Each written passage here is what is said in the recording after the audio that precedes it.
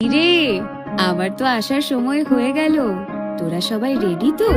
হ্যাঁ মানছি, এবার ঠান্ডাটা বেশ ভালোই পড়েছে, কিন্তু তাই বলে সকালে স্নান না করে অঞ্জলি দিতে বসে পড়িস না যেন।